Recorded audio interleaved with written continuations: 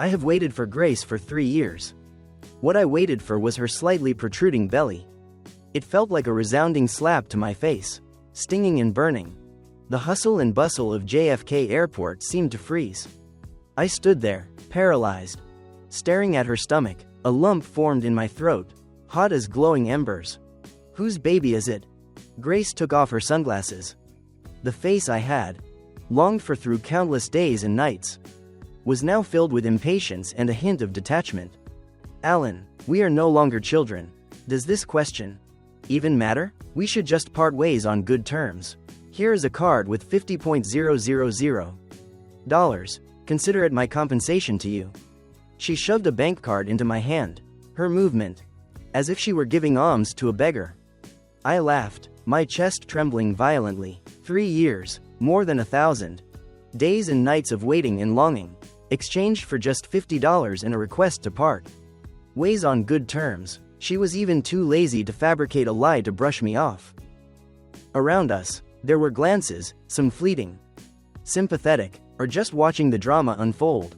I gripped that cold card, my fingertips turning white from the force.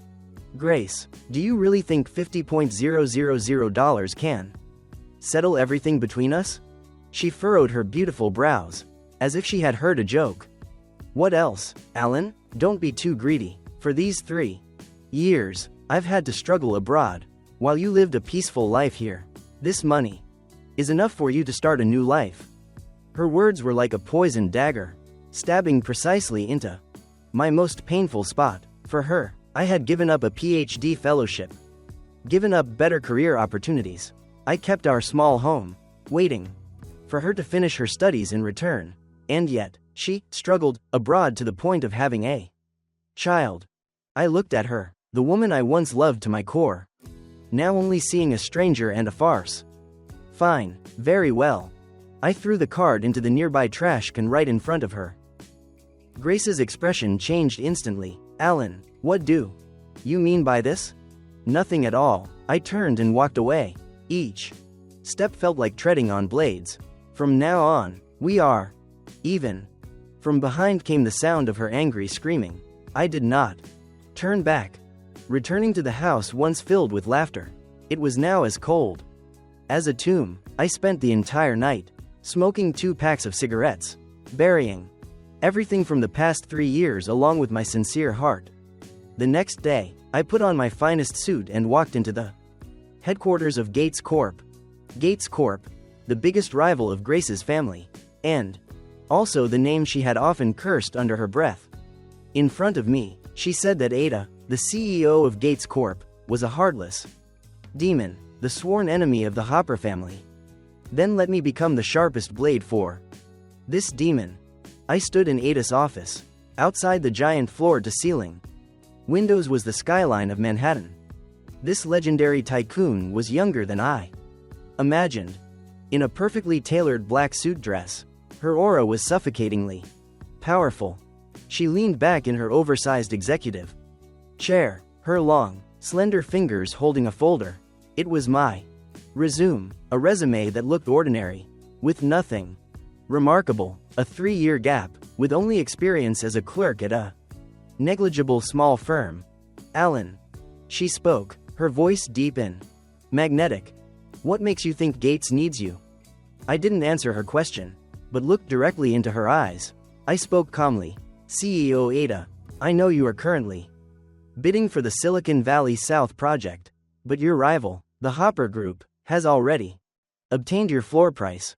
Ada's movements stopped. She slowly raised her head, those deep eyes flashing with a sharp spark. How do you know that?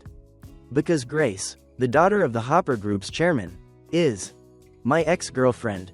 As I uttered those words, my heart still felt a subtle pang of pain, but my expression did not change.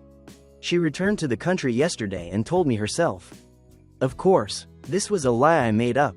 With Grace's arrogant personality, how could she reveal trade secrets to me, a useless person? In her eyes? But I gambled correctly. I bet that Ada's hatred for the Hoppers and my hatred for Grace could reach a certain resonance. I bet that she needed someone who understood the Hoppers and held a deep-seated grudge against them. Ada was silent for a long time. In the office, there was only the very faint sound of the air conditioner. She was like a lion considering its prey. Every cell exuding danger. How much? She finally spoke. I recited a number I had calculated to be closest to the truth, based on the past patterns and styles of the Hopper group, and an analysis of the personality of Joseph Hopper, Grace's father. Ada's pupils contracted slightly, almost imperceptibly. She didn't say I was right, nor did she say I was wrong. She simply stood up, walked over to me, and patted my shoulder. Start tomorrow. Your position is my special assistant. I don't care what methods you use. I want the Hopper group to lose miserably in the South Project. Name your own salary. When I walked out of the Gates Corp building, the sunlight was blinding. I looked up at the sky, then made a phone call. On the other end was a college friend of mine, a top-tier private investigator.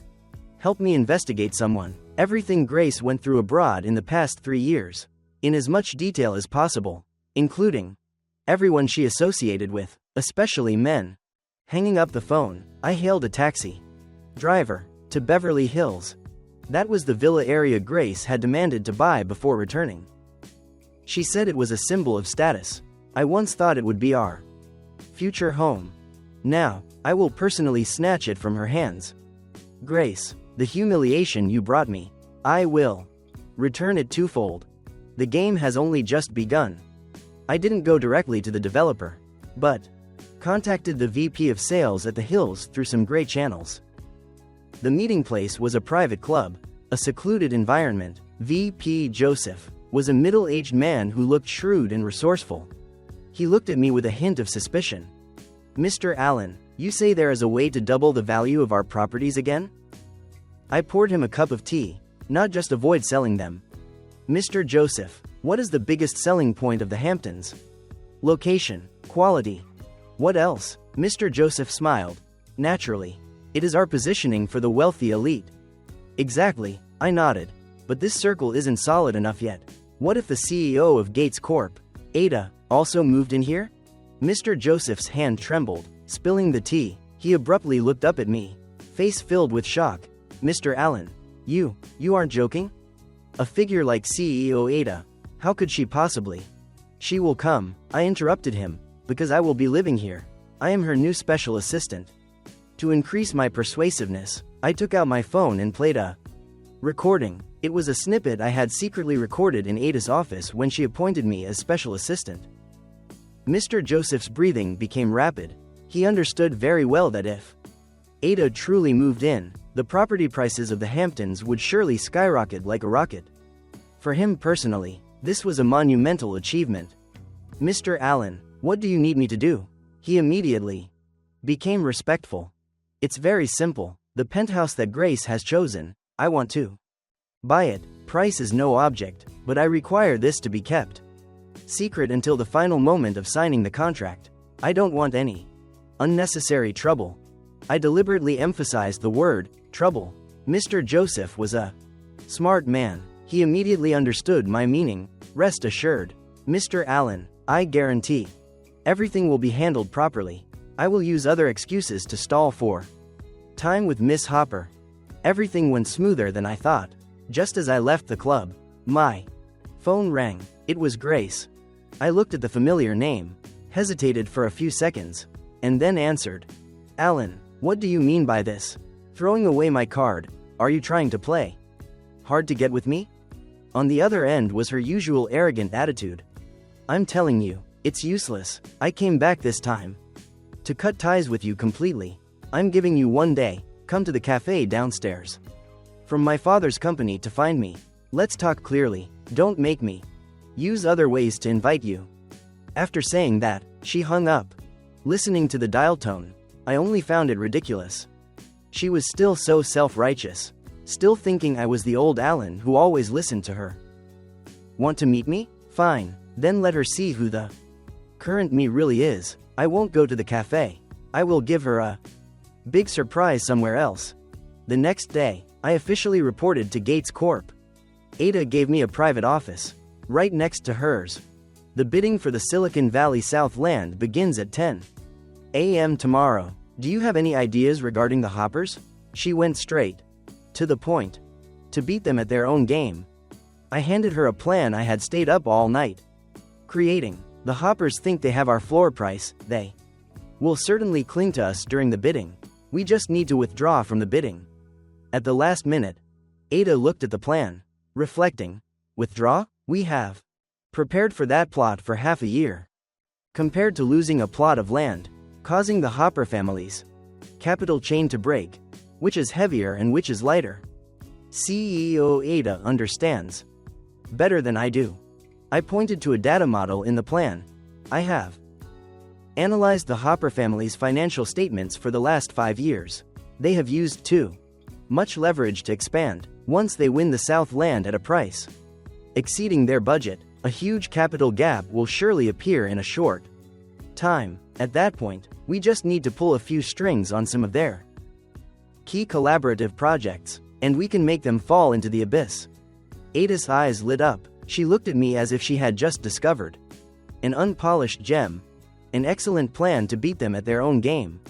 She closed the plan. Do as you say.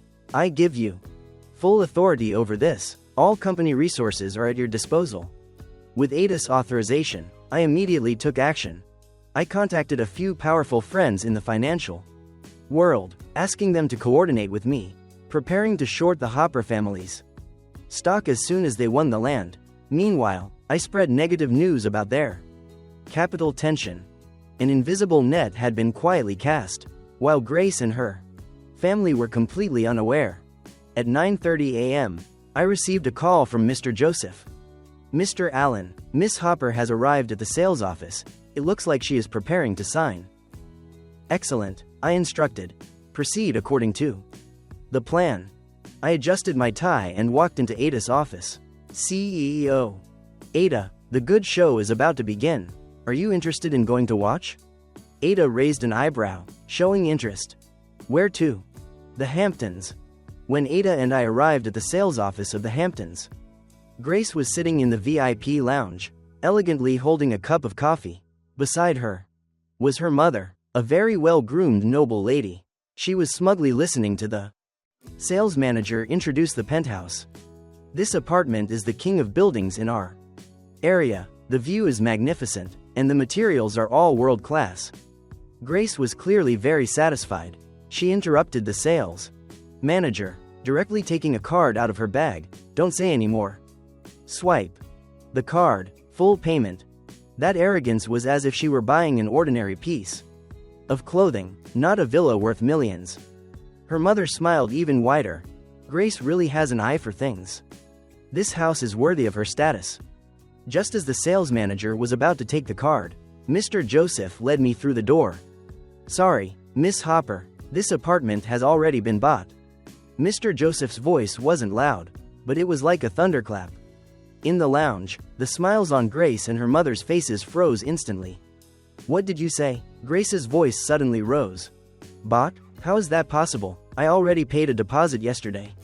We will return the deposit. Twofold.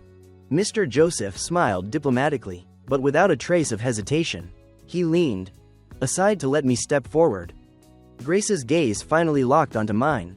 When she saw me clearly, her entire body went rigid. Her expression shifted from shock to disbelief, eventually turning into extreme indignation and humiliation. Alan, why are you here? Her mother recognized me too and immediately jumped up like a cat whose tail had been stepped on. Why is this useless loser here? Who allowed you in? Security, kick this penniless beggar out right now. Her screeching caused everyone outside to turn their heads. I ignored her screaming and simply looked calmly at Grace. Miss Hopper, long time no see. I liked this house, so I bought it. My tone was flat, as if I were recounting a minor, insignificant matter, but to Grace's ears, it was nothing short of the most brutal insult. You bought it? She looked as if she had heard a massive joke. What did you use to buy it? Where did the money come from? Alan, don't you dare make a scene here. I forgot to tell you. I took a business card from my pocket and gently placed it on the table in front of her. I am currently the special assistant to the CEO of Gates Corp. The black letters of Gates Corp and the gold-plated title of special assistant. Alan on the card were like needles piercing Grace's eyes. She stared at the card, her body trembling uncontrollably. Impossible, absolutely impossible. She abruptly looked up at me, her eyes filled with frantic doubt. How could someone like you get into Gates? You must be lying to me. Right at that moment, the sound of steady footsteps echoed from behind me. Ada walked in leisurely. She just stood there casually, but her powerful aura caused the temperature of the entire lounge to drop a few degrees. She didn't bother to look at Grace or her mother. Instead, she walked straight to my side. Naturally, she placed her hand on my shoulder. Alan, are the procedures finished? I have a meeting.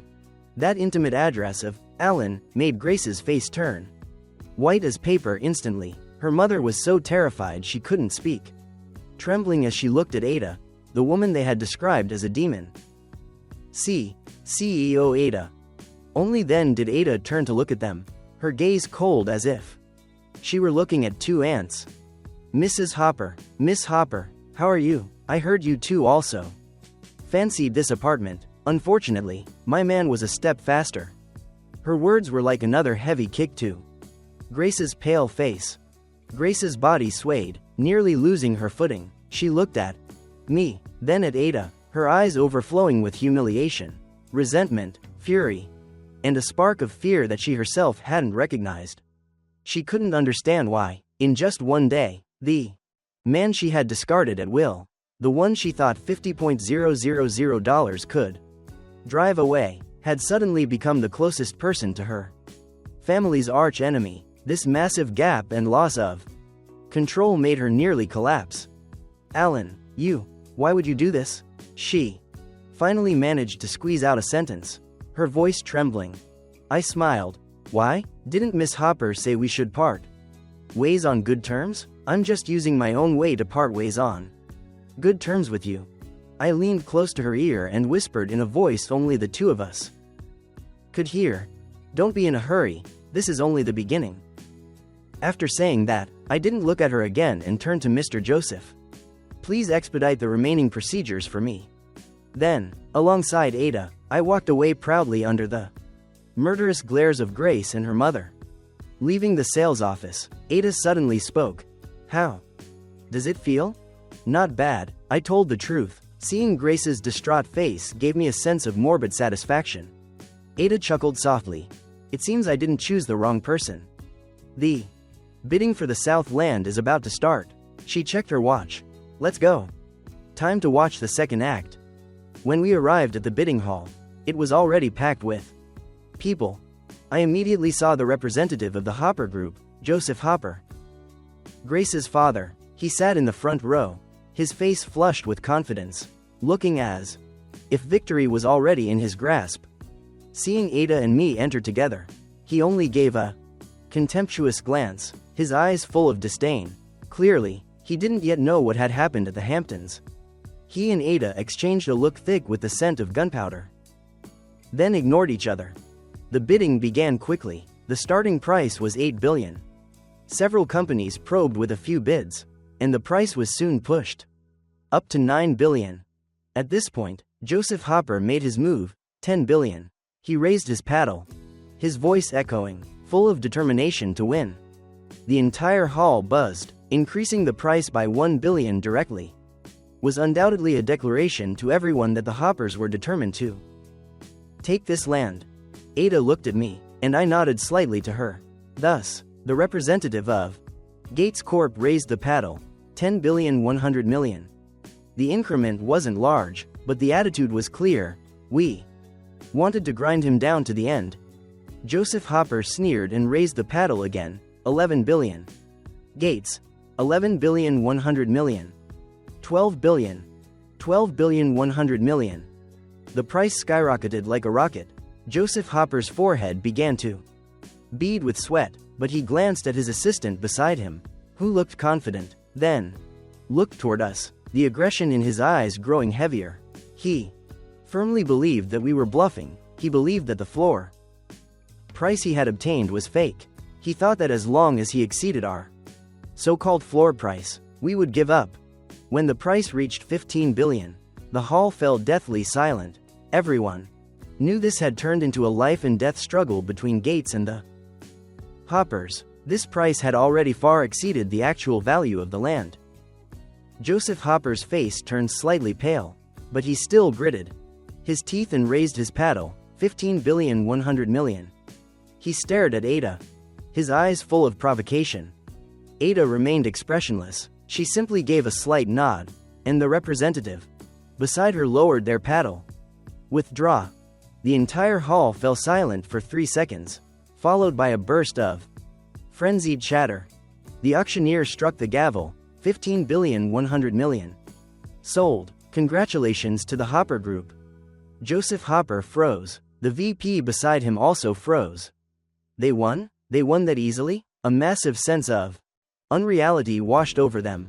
Joseph Hopper instinctively looked toward us, only to see Ada and me both wearing faint, ambiguous smiles. Those smiles were like someone watching a prey that had just fallen into a trap.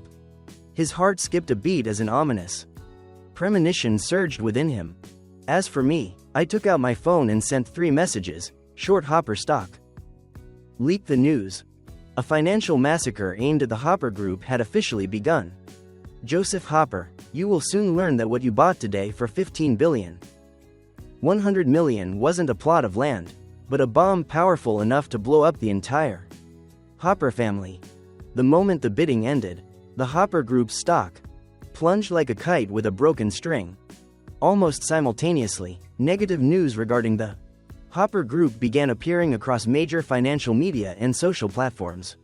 Shocking. Hopper Group spends 15.1 billion for overpriced land. Capital chain on the verge of collapse. Insiders reveal. Hopper Group diverted funds from multiple projects for the bid, owing millions to suppliers. Analysts. The Hopper's high-leverage expansion model has buried huge risks. The Silicon Valley South project may be the straw that breaks the camel's back. Panic spread like a virus through the stock market. Sell off. Frantic selling. In just 1 hour, the Hopper Group's stock price had dropped by half, and billions in market capitalization evaporated. When Joseph Hopper walked out of the bidding hall, he was still immersed in the joy of victory, until he received a call from the company's CFO. The voice was tearful. Mr. Hopper, we're ruined. Our stock has collapsed. Joseph Hopper's phone fell to the ground with a crack. He hurriedly picked it up and opened the stock app. When he saw that nearly vertical green line, his vision went dark, and he nearly fainted. On the spot. How can this be? Why is this happening? He muttered, his face gray as ash.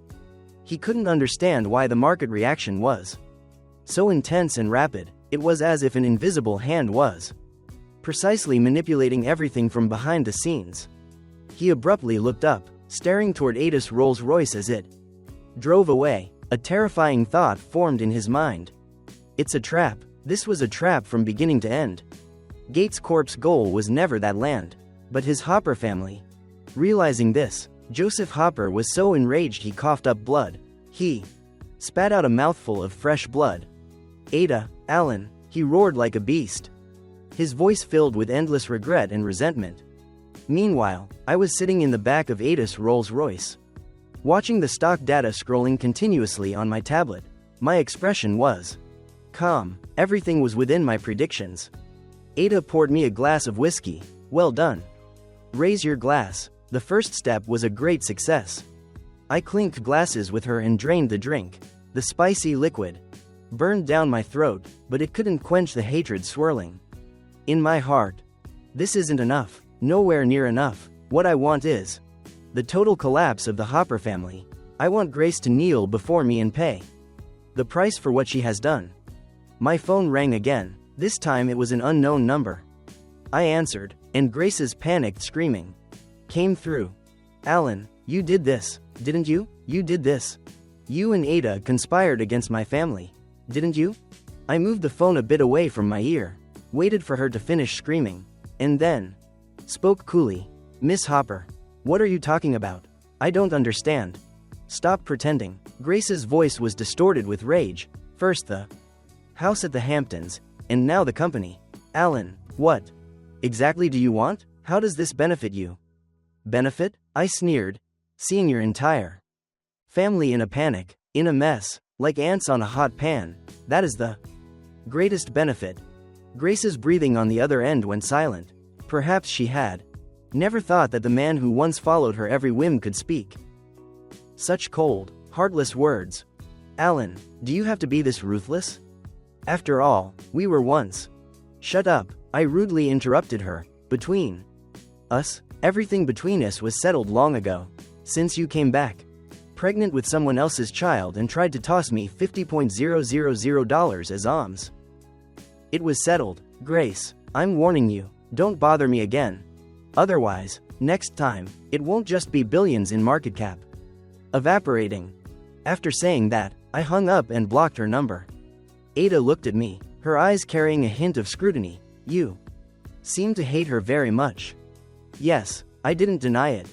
Is the baby she's carrying yours? She suddenly asked, catching me off guard. My heart tightened. This question was like a needle stabbing into a hidden corner I wanted to bury. I remained silent. Ada didn't press further. She just shook her head, appearing slightly self-deprecating. Even heroes fall for beautiful women. The ancients were no exception. Let alone, but I'll remind you one thing. Women, especially those like Grace, will lie about anything to achieve their goals. Don't let your hatred be clouded by unnecessary feelings. I understood her meaning. She was afraid that because of old feelings for Grace, or because of that child, I would affect our plans. Rest assured, CEO Ada, I looked at her, saying, each word clearly, I want the Hopper family to fall more than anyone else. As for that child, it will have no connection to me. Back at the office, I immediately began the next phase. The crash of the Hopper Group stock was just the beginning. Next, I had to drain their cash flow. I asked the financial friends I had contacted earlier to reach out to the suppliers the Hoppers owed money to. The condition I offered was simple. Gates Corp could pay off all the debts on behalf of the Hopper Group, even negotiating a 10% discount, but the prerequisite was that they must immediately terminate all cooperation with the Hoppers and file lawsuits to freeze the Hopper family's assets. For the suppliers who had been resentful for a long time, this was undoubtedly fantastic news. They agreed to my terms almost without hesitation. Before long, the Hopper Group headquarters was besieged by suppliers demanding payment and canceling contracts. Court summonses flew into Joseph Hopper's office like snow. Their company accounts were frozen one by one. The Hopper Group, which had barely been clinging to life, immediately fell into paralysis. Joseph Hopper was frantic, calling everywhere to beg and borrow money, but met only failure. The business world is a battlefield. When a wall starts to crumble, everyone gives it a push. No one was willing to help a tattered, sinking ship at this moment. In just 3 short days, the once infinitely glamorous Hopper Group was teetering on the brink of bankruptcy. And I received a call from my private investigator friend.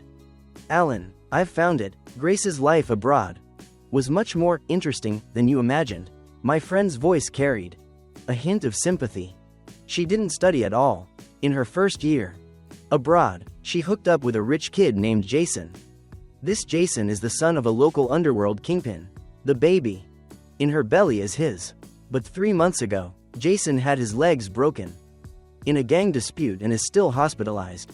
Their family business was also hit hard. They can barely save themselves. That's why Grace was kicked back home. My friend sent over several photos. In them, Grace and a blonde, blue-eyed man were intimate, smiling radiantly. The backdrops were lavish parties, yachts, and private jets. When she was with me, she never had a smile that free. So, the so-called advanced studies was just a joke. The so-called striving for ideals was nothing more than throwing herself into the arms of another man. I looked at the photos, and the last shred of warmth left in my heart vanished into cold ash. I saved the photos and sent them to Grace. I didn't attach a single word. I believed she would understand. Sure enough, less than a minute later, an unknown number called. I didn't answer. The other party kept calling again and again. Annoyed, I simply turned off the phone. This woman was no longer worth wasting any emotion on. However, I didn't expect that the next day, she would charge directly into Gates Corp to find me. She caused a scene in the lobby, demanding to see me by name. The security at the front desk couldn't stop her and could only call up to my office. I frowned and said into the phone, "Let her up." I wanted to see what tricks she still wanted to play. At this stage, when Grace burst into my office, she looked like she had gone mad. Her hair was disheveled, her makeup smeared. Gone was the usual refinement and arrogance, replaced by madness and resentment filling her eyes. "Alan," she slammed her phone onto my desk. The screen displayed the photo I had sent her. "You investigated me." I leaned back in my chair, looking at her coldly. "Is that not allowed?" She was so provoked by my indifferent attitude that her whole body shook. "Why did you have to do this? Why do you have to be so heartless? What did my family ever do to wrong you? What did you do to wrong me?" It was as if I had heard the biggest joke in history. I couldn't help but laugh out loud. "Grace, you came back pregnant with someone else's child, using $50 to drive me away like a beggar. Now you ask me what your family did wrong? I'm telling you, whether you wronged me or not doesn't matter anymore.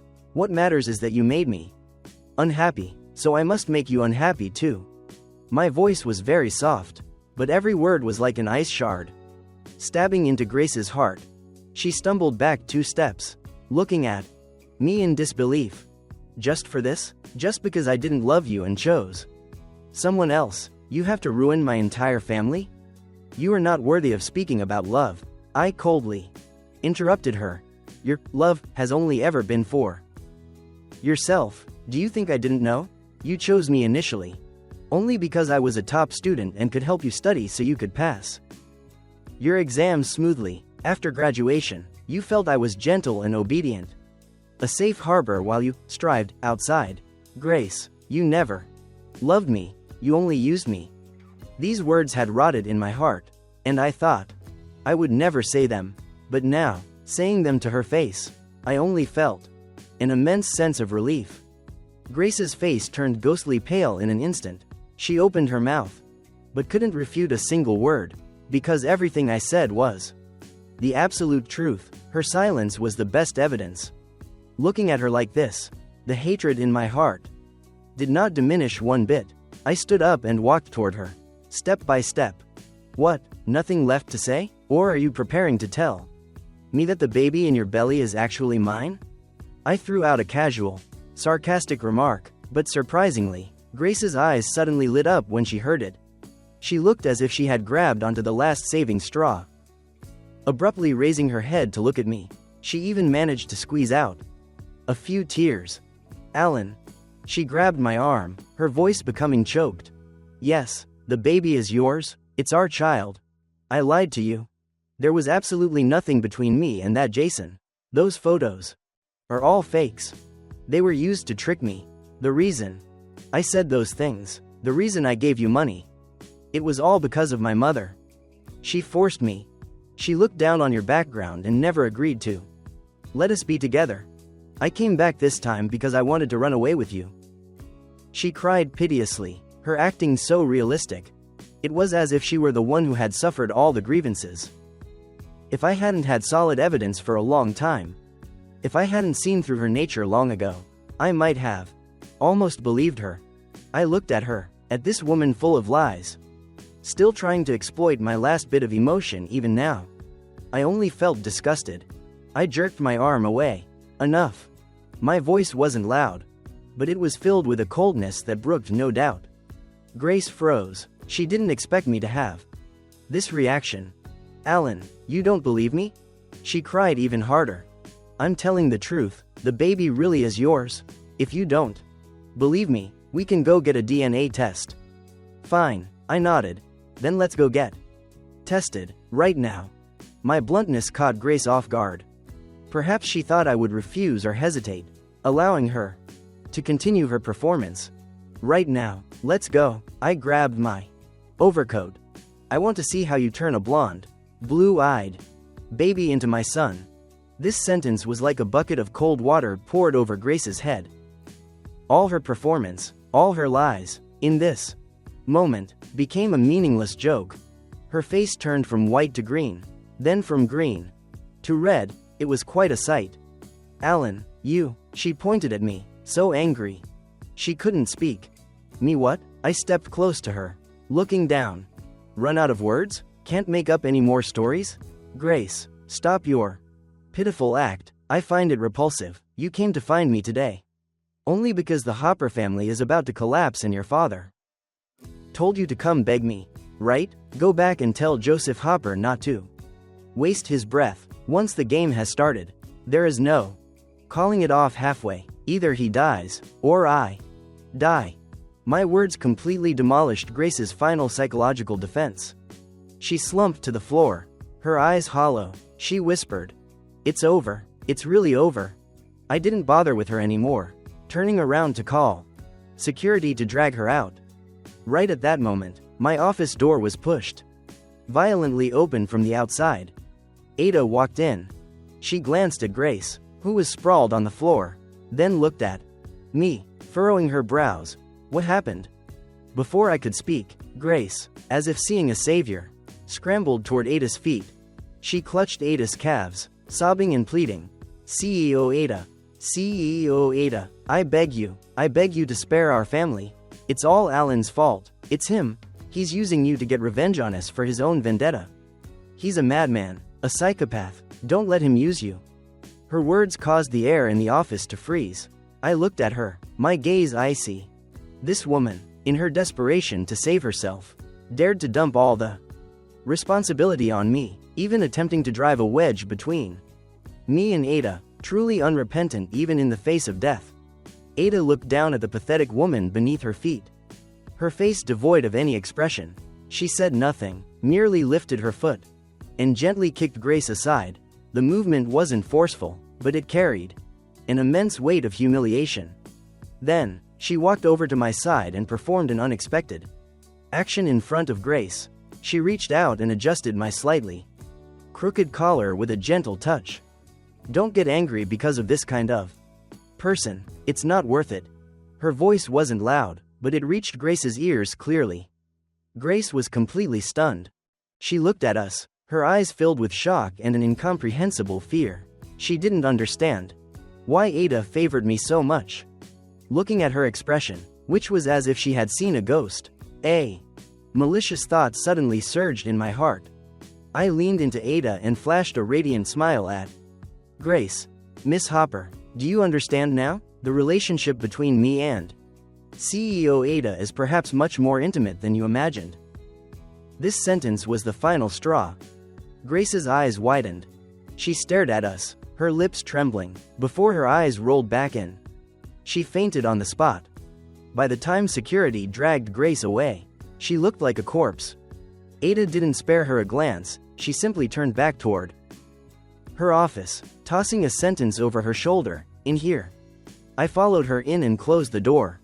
"Sit," she pointed to the sofa opposite her. I sat down as she took a bottle of whiskey from the cabinet and poured 2 glasses. She pushed one toward me. "Thanks for back there," I began.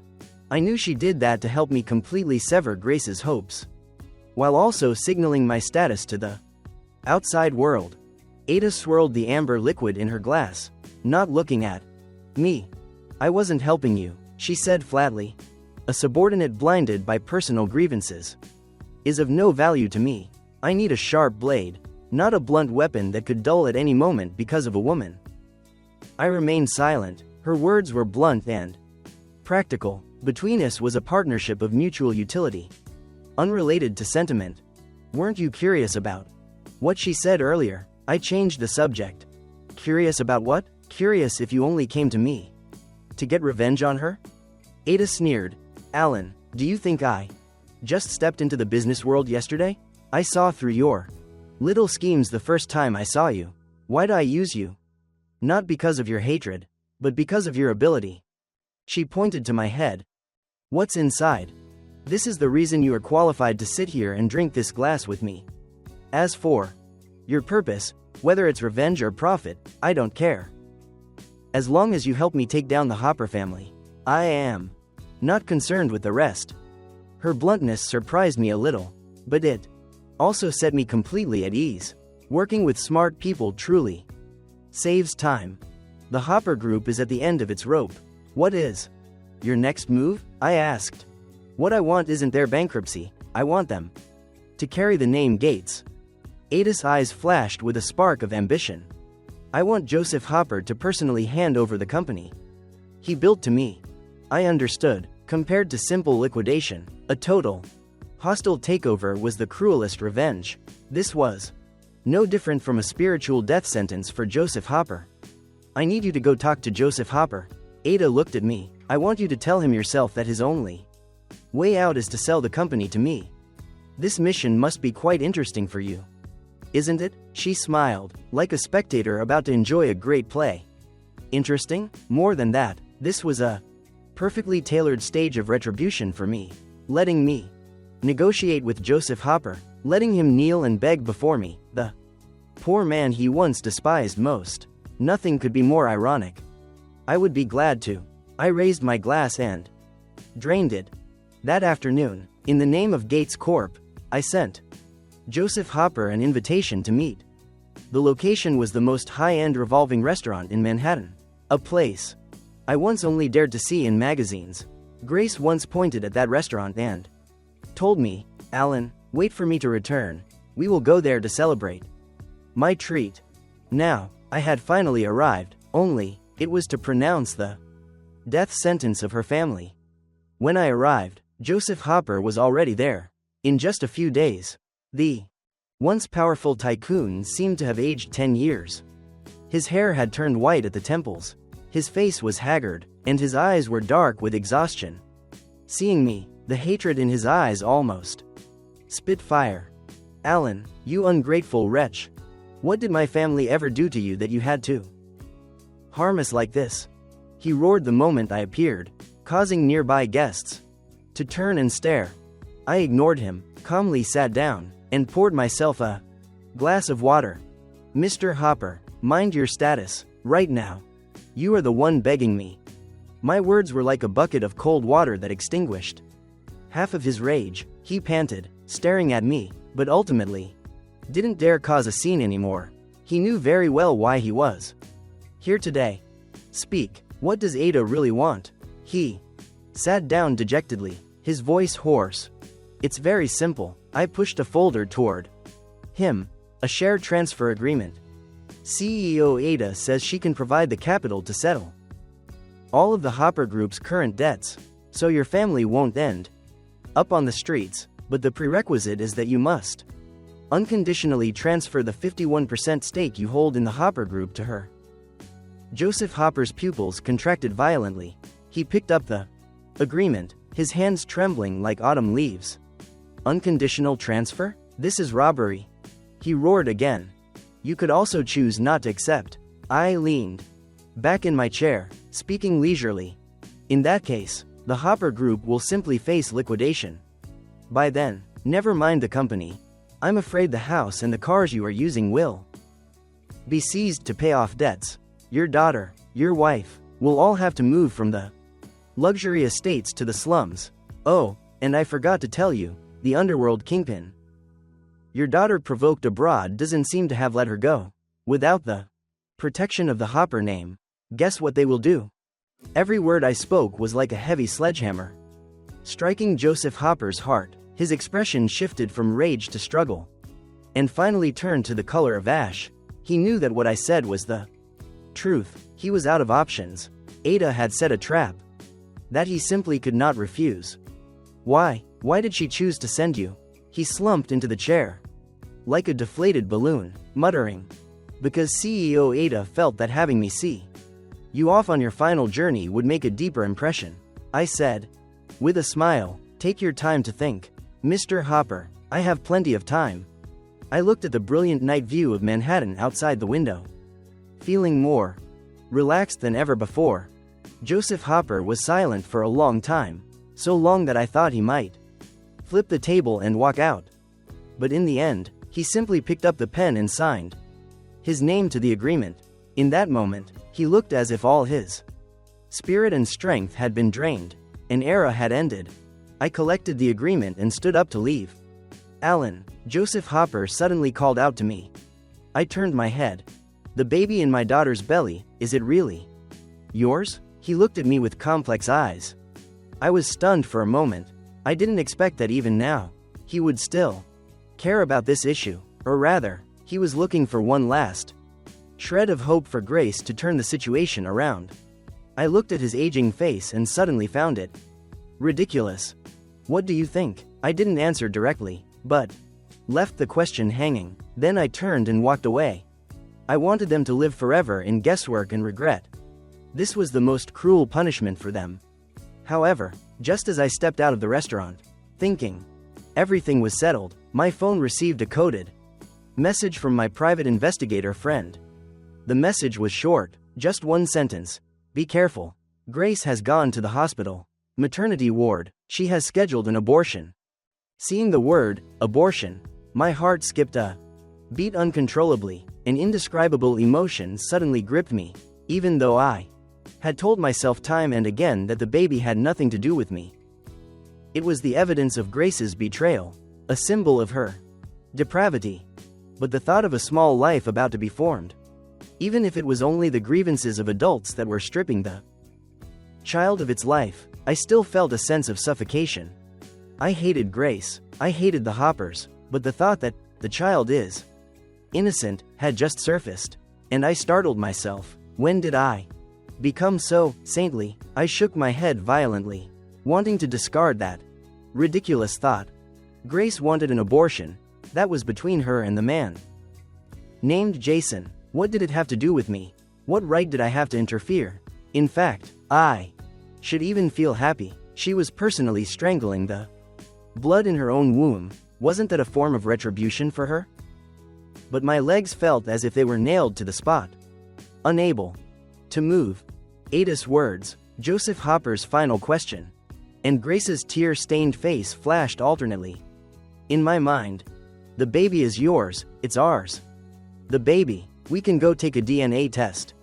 The baby in my daughter's belly, is it really yours?" What if that woman Grace, in her madness, was using this method for revenge? What if everything she said about Jason before was just to provoke me? And that baby really is. No, it's impossible. The timing doesn't match. The last time I saw her was the night before she went abroad, which was exactly 3 years ago, yet her belly only looked about 7 or 8 months along. I quickly calmed down and began to analyze the reasons why Grace would want an abortion. 1. Grace was abandoned by Jason, lost all hope, and didn't want to keep the child. 2. The Hoppers collapsed. She had no means to raise a child. 3. And this was the most likely possibility, she was putting on a show for me. She knew I had hired someone to investigate her. She also knew I would receive news that she was going for an abortion. She was gambling that there was still a shred of reluctance in my heart for the baby, gambling that I would be forced to show my face. And then what? Then she could continue to cling to me, using the baby as a hostage to force me to let the Hoppers go, or trick me out of a large sum of money. What a classic move of retreating to advance. A burning the bridge tactic. This woman, even at the end, could not change her calculating nature. Realizing this, the last spark of hesitation in my heart vanished. I gave a cold laugh, put away my phone, started the car, and headed toward the hospital. I deliberately chose not to go in. I not only wouldn't go, I wanted to let her know how ridiculous her little scheme was in my eyes. I drove straight back to Gates Corp. Ada was still in her office, seemingly waiting for me to settle everything. Seeing the agreement in my hand, she raised an eyebrow. "Well?" I handed the agreement to her. She didn't even look at it, tossed it aside, and looked at me with amusement. "You don't look very well." "Oh?" I went to the liquor cabinet, poured myself a large whiskey, and downed it in one gulp. The hot liquid burned my esophagus, making my mind even clearer. "It's nothing," I just feel this play isn't spectacular enough yet. Ada was intrigued. How else do you want to play? I want the Hoppers to immediately, right now, vanish from this city. I looked at her, saying each word clearly. I don't want the acquisition. I only want them bankrupt, liquidated, and for everyone to get lost. Ada was stunned. She didn't expect that I, the one who created this plan, would personally reject it. Why? She frowned. Merging the Hoppers is the maximum benefit for us. If you want them to go bankrupt now, everything we've invested will be down the drain. Money can be earned back. I looked at her, my eyes carrying a hint of madness. But certain disgusting things must be thoroughly purged, pulled out by the roots, so they never have a chance to revive again. Ada looked at me silently, seemingly assessing the truth in my words, as well as my mental state. A few seconds later, she suddenly laughed. Interesting. Fine, I'll be crazy with you this once. She picked up the phone and called the legal department. Cancel the Hopper acquisition. Immediately initiate liquidation procedures. I want them to receive the bankruptcy notice from the court by tomorrow morning. Hanging up, she looked at me, satisfied. Now? Thank you, CEO Ada. No need to thank me. She waved her hand. I just don't want my blade to be dirtied by something else. Go, do what you need to do. I'm giving you the rest of the day off. I walked out of Ada's office, feeling my entire body filled with strength. I didn't go home, nor did I go anywhere else. I sat in my car, parked beneath the Gates Corp building, waiting quietly. I was waiting for Grace's call. I believed she would call very soon. When she discovered that her bitter misery tactic didn't earn my softening heart, but rather a more violent retaliation, what expression would she have? I was truly looking forward to it. Sure enough, less than an hour later, an unknown number called. I turned on the speakerphone. The other end transmitted Grace's angry screams, even laced with a hint of panic. Alan, you're insane. You dared to force the company into bankruptcy? You aren't human. You are a demon. I said nothing, just listened in silence. I'm at the hospital already. I really will have the abortion. Do you not even care about the life of your own flesh and blood? She shrieked frantically. Own flesh and blood? I finally spoke, my voice terrifyingly calm. Grace, do you think everyone is as stupid as you are? Save those petty little tricks of yours to fool the devil. Abort it if you want. What does it have to do with me? Even if you die on the operating table, I won't shed a single tear. Oh, I forgot to tell you something. I paused, using an extremely cruel tone, enunciating each word. Jason, your gangster boyfriend, was thrown out of a hospital window yesterday and died instantly. Guess who did it? The other end of the line immediately fell into a deathly silence. I could even hear her heavy, gasping breath from the horror. It was me, I admitted flatly. Of course, I didn't kill the man myself. Ada used some special connections to help me resolve this nuisance. But right now, I don't mind taking the credit for it. I wanted her to be terrified. I wanted her to despair. Grace, I told you, don't bother me again. Now, you are free. You can go join Jason. Having said that, I hung up the phone.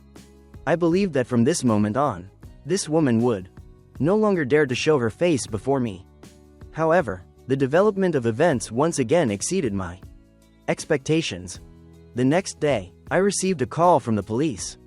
Grace was missing, and I, because of that threatening phone call yesterday, had become the prime suspect. I sat in the interrogation room. The white light on the ceiling dazzled the eyes. Two detectives opposite me, one old and one young, were questioning me according to protocol. Mr. Allen, we are confirming once more. Yesterday afternoon, between 5 p.m. and 10 p.m., where were you? Gates Corp, my office. Does anyone have proof? Ada, my boss. The young detective took notes. The older one stared intently at me. We checked yesterday at 6:03 p.m. You and the missing person, Grace, had a call. We have obtained the content of that call. You admitted to killing her lover and issued a death threat against her person. I admit I said those things.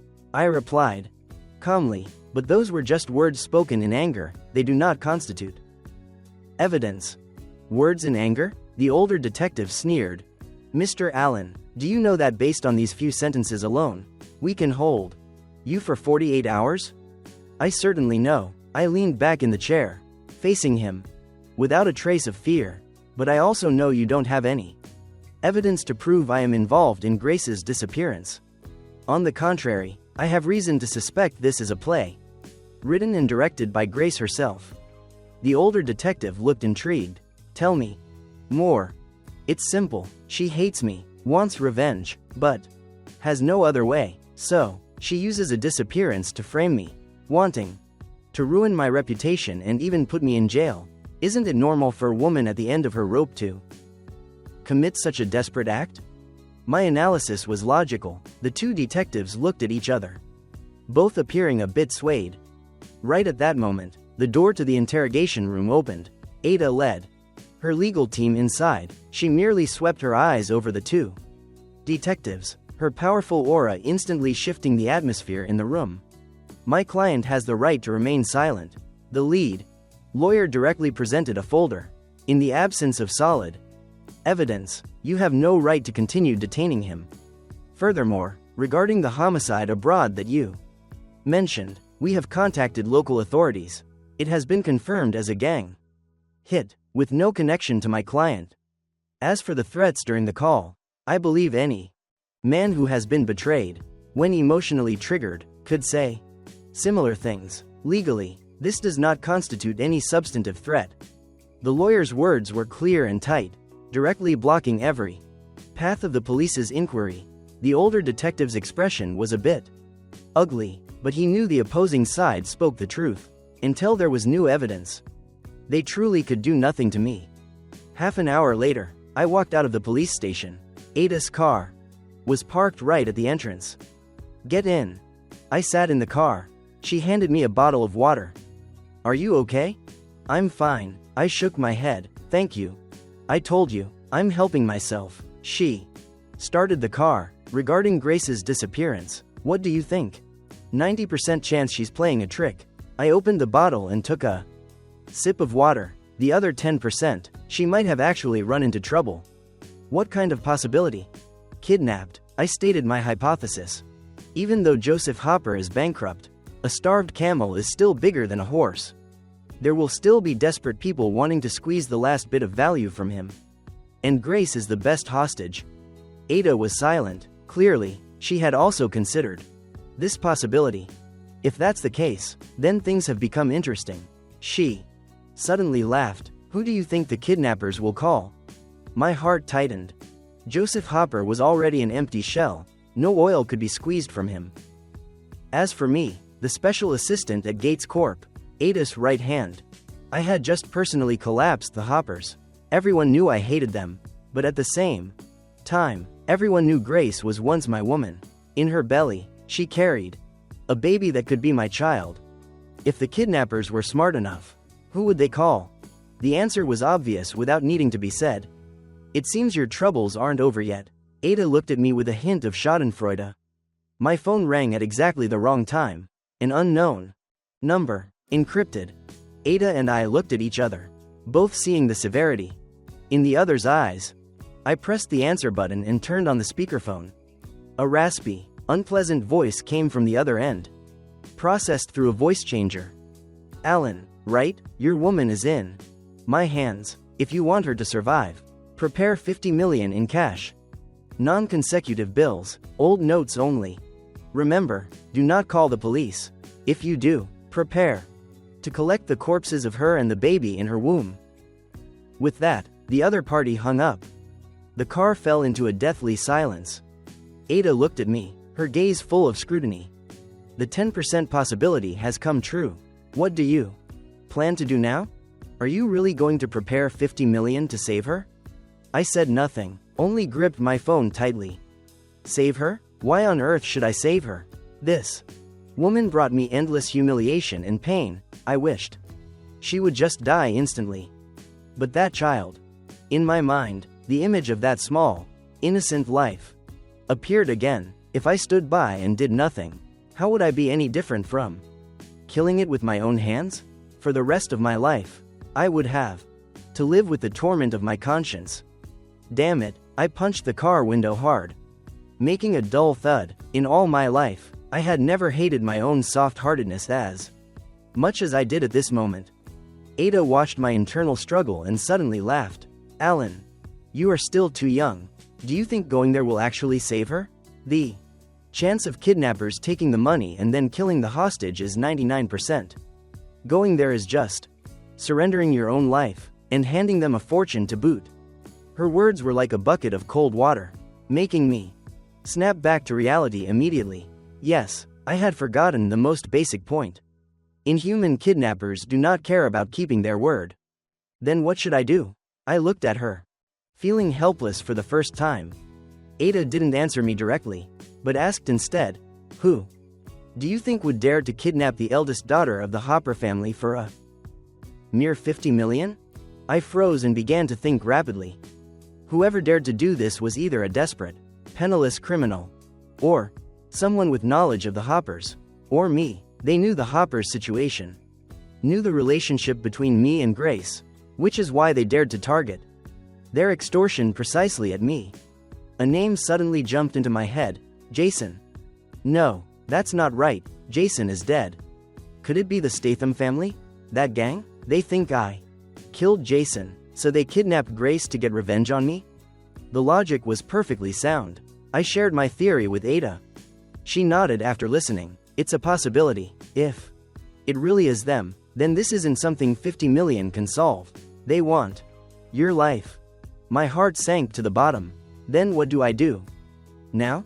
Wait. Ada spat out a single word. Yes, wait. She started the car and turned it around. The kidnappers are more anxious than you. They want money, or your life. Before you show up, they won't kill her easily. What we need to do now is find them. Leave this to me. A ruthless glint flashed in Ada's eyes, daring to touch my people on my turf. They must be tired of living. I looked at her, and a wave of warmth rose in my chest. Even though I knew she was doing this largely to save her own face, at this moment, she was the only person I could rely on. However, the course of events once again veered off our expected path. That night, I received a second message from the kidnappers. It was a video. In the video, Grace was tied to a chair, her mouth gagged with cloth, her face covered in tears, looking utterly miserable. But that wasn't the main point. The main point was that, next to Grace, there was another person, tied up. A person I never could have expected, my mother. Seeing my mother's terrified, pale face in the video, the blood in my veins froze instantly. The phone slipped from my hand, hit the ground, and the screen shattered. Mom, I roared like a beast, my eyes turning bloodshot instantly. They dared to touch my family. A surge of unprecedented violence and murderous intent from the depths of my heart poured out frantically, nearly swallowing my reason. Ada was also startled by this change. She picked up the phone, glanced at the video, and her expression became extremely grim. They found your family. These people prepared much more thoroughly than we imagined. Calm down. She grabbed my shoulders, which were shaking with rage, and shook me hard. Now is not the time to go crazy. Your mother is still in their hands. Her words were like a heavy blow to the head, helping me regain a shred of sanity. I couldn't panic. If I panicked, my mother would truly be in danger. I took a deep breath, forcing myself to calm down. The kidnapper's phone call came quickly. It was still that raspy voice, but this time, the tone was full of the mockery of a cat playing with a mouse. Alan, surprised? Now the stakes have doubled. 100 million in cash. You have 12 hours to prepare. Tomorrow at 12 noon, I will announce the location of the exchange. Remember, I want you to come alone. If I see the shadow of a second person, or if you dare play any tricks, I will make you watch with your own eyes as your mother and your woman are cut into pieces. The call ended. The car was dead silent. 100 million in cash. 12 hours. This was almost an impossible mission. They aren't doing this for the money, Ada pointed out. Sharply, they are backing you into a corner. They want you to bring the money alone and walk into their trap. I knew that, of course. But did I have a choice? That was my mother, my only living relative in this world. Never mind 100 million, even if it cost me my life. I had to go. CEO Ada, you can't help me. This time, I looked at her, my voice hoarse but incredibly determined. I'll find a way for the money myself. Tomorrow, I'm going alone. You're crazy, Ada barked. Going there is suicide. I have to go. I opened the car door and stepped out. Alan. Ada called from behind me. I didn't turn back, just waved my hand. If I don't come back, I'm counting on you for things. Here at Gates Corp.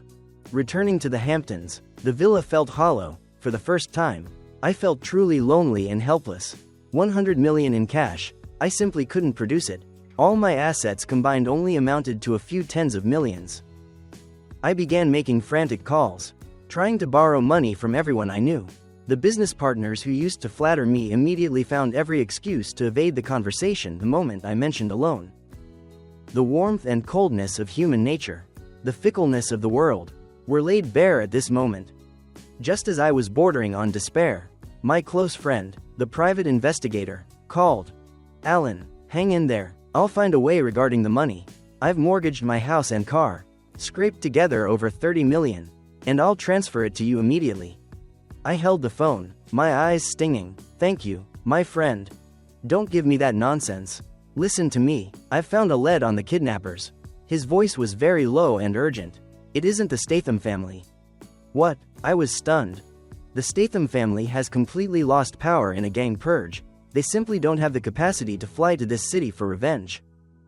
The person who kidnapped your mother and Grace is someone else. I investigated Grace before returning home. In addition to Jason, she was very close to another person. This individual is extremely mysterious and has deep roots. I only found out he goes by the name K. And the most important thing is, there's a problem with the Hopper Group's financial reports. What problem? My heart tightened. Joseph Hopper, before the company went bankrupt, transferred a massive amount of money through a secret offshore account. The amount, at least over 500 million. In other words, Joseph Hopper didn't really go bankrupt at all. He's just putting on an act. My friend's words were like a bolt of lightning, tearing through the fog in my mind. A crazy, almost impossible deduction formed in my head.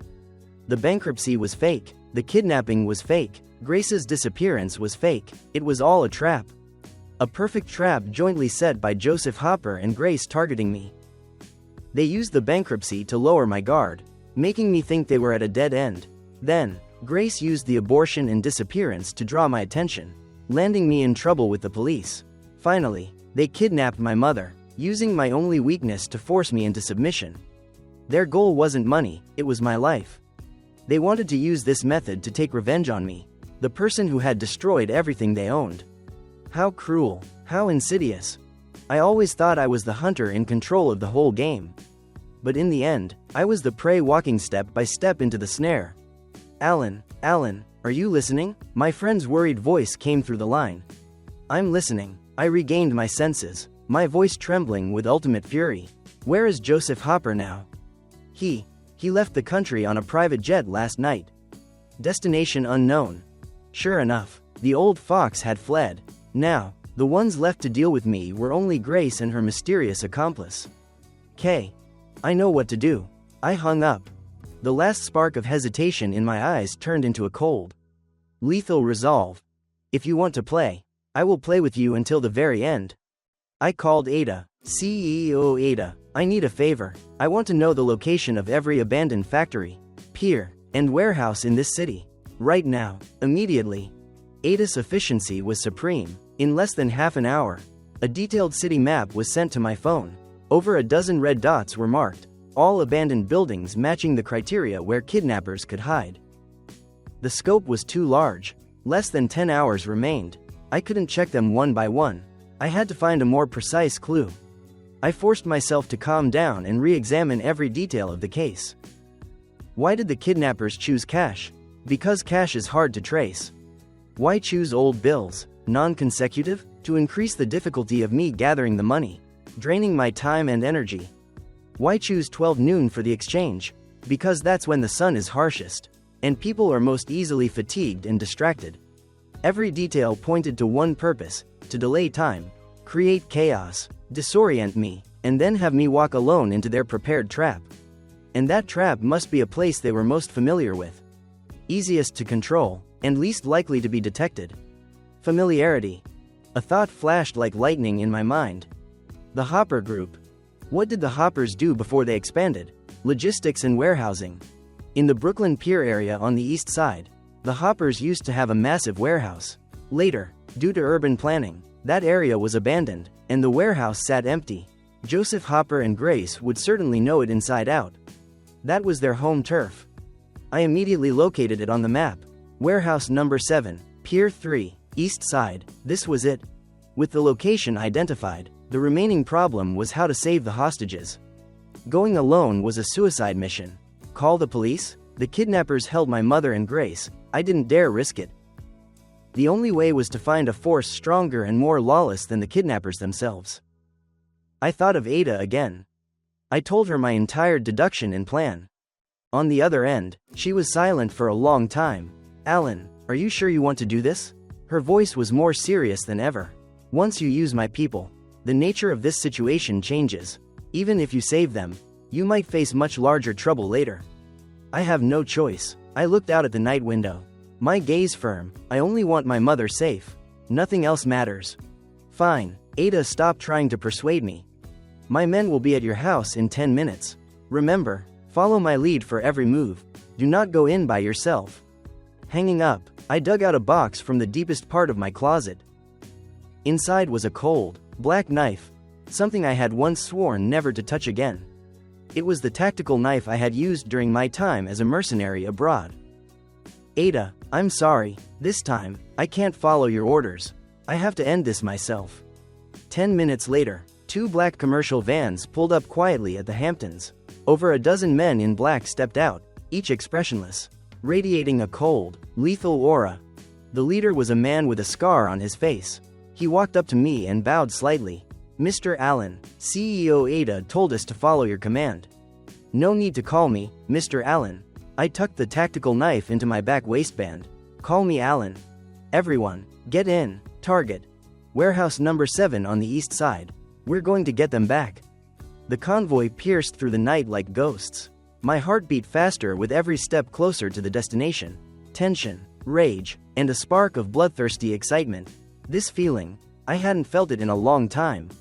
Grace, Joseph Hopper, you should not, absolutely should not have touched my family.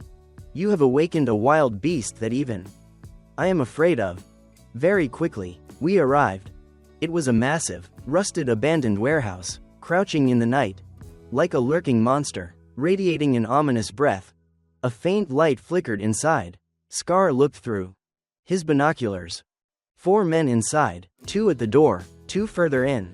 The hostages are likely deep in the back. Act according to the plan. I lowered my voice. You handle the perimeter and create a distraction.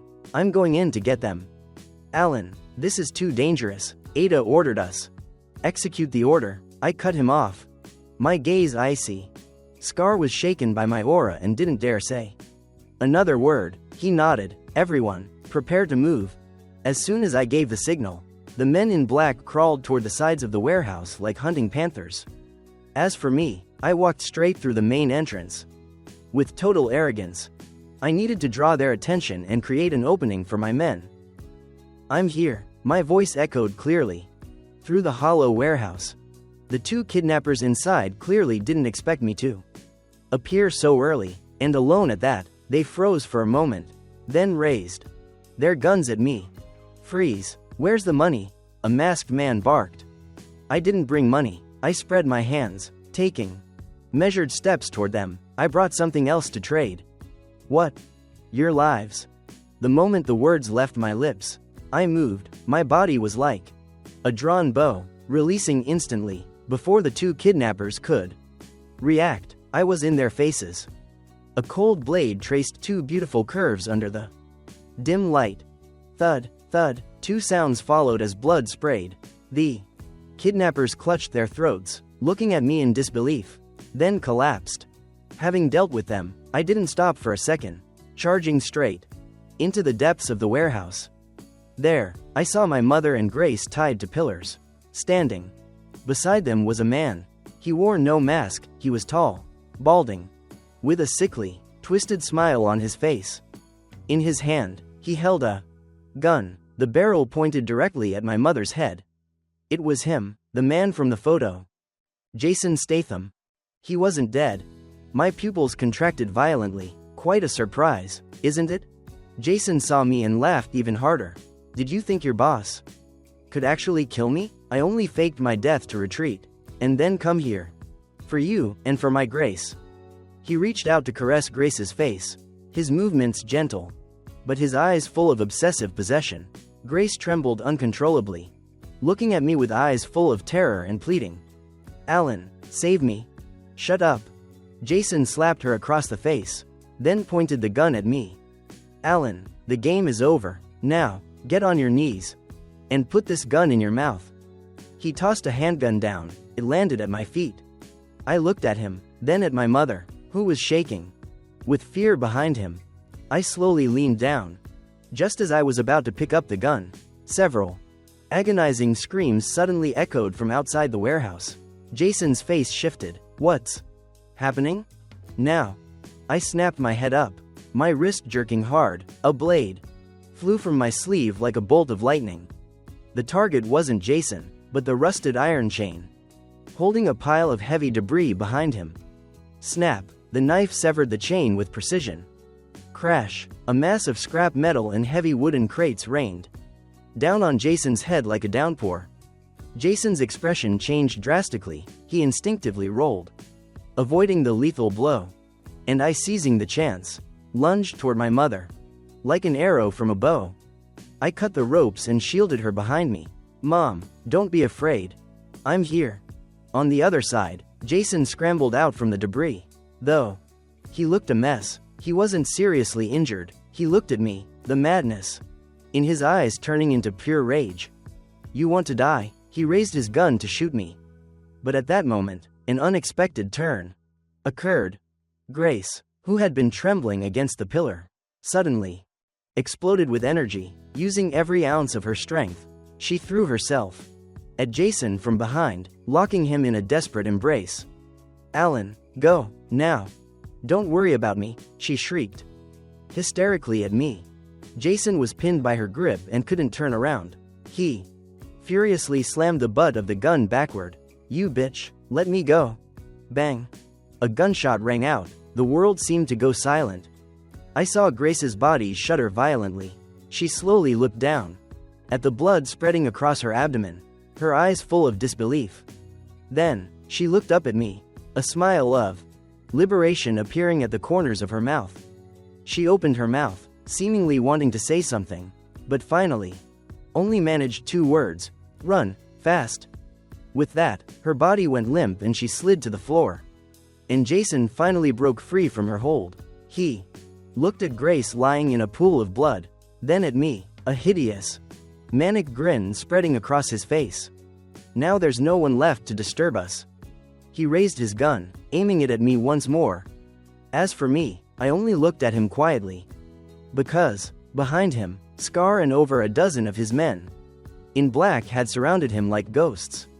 A dozen dark barrels pointed directly at him from every direction. Jason's smile froze on his face. The madness and malice shattered piece by piece, turning into sheer horror and utter disbelief. He turned his head stiffly, looking at the men in black who had emerged as if from hell, staring at the dozen gun barrels aimed at every vital part of his body. His throat made a gurgling sound, but not a single word could escape. Despair submerged him like a rising tide. I paid him no mind and quickly went to Grace's side, kneeling down. Blood continued to pour from her abdomen, staining her white dress crimson and soaking the cold ground. Her face was as white as paper, and her breath had become extremely faint. Why? I looked at her, my voice thick and hoarse. I couldn't understand. Why? At the very last moment, did she choose to save me? This selfish woman, full of lies, who had played me for a fool, why did she trade her life for mine? Grace's lips moved. She wanted to raise her hand, seemingly to touch my face. But even that small amount of strength was gone. Tears flowed in 2 steady streams down her cheeks. I'm sorry. Her voice was weak as a whisper. Broken. The baby is yours. That night, I took the pill. Lied to you. I was just too afraid. Afraid you wouldn't want me anymore.